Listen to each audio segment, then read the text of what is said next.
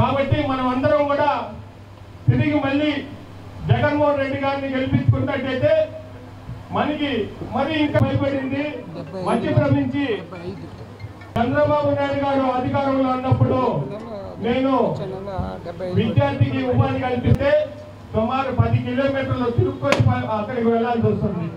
మీరు ఎక్కడ చూడలేకపోయినా ఉదాహరణకి ఒక చిన్న టౌన్ క్లబ్ చూడండి నిర్మించాడు.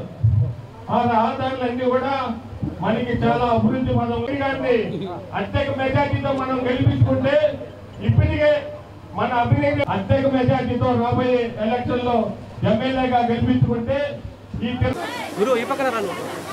కౌశిక్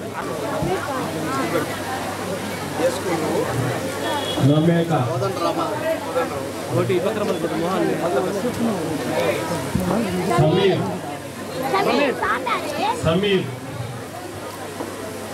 గౌతమ్ అబ్బాస్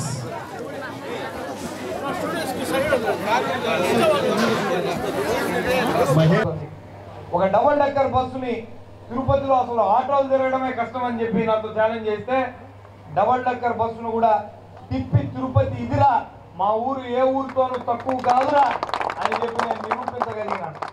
చెన్నారెడ్డి కాలనీలో ఒక పాడుపడిపోయినటువంటి ఓ కోనేరుని పునర్నిర్మించి ఈ రోజున ఆ చుట్టుపక్కల ప్రాంతాల్లో భూగర్భ జలాలన్నీ కూడా పెంచగలిగినాం.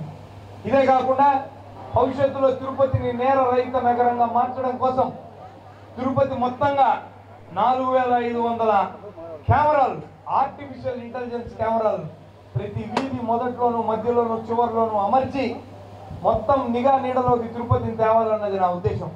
దీని కారణంగా భవిష్యత్తులో మహిళల మీద దాడులు జరగడం కానీ, దౌర్జన్యాలు జరగడం కానీ, భూకబ్జాలు జరగడం కానీ, మాదక ద్రవ్యాలు అమ్మేటటువంటి వాళ్ళు కానీ, కొనేటటువంటి వాళ్ళు కానీ, సేవించేటటువంటి వాళ్ళని కానీ పూర్తిగా నియంత్రించే విధంగా ఒక నిఘా వ్యవస్థను తీసుకొని వస్తున్నారు.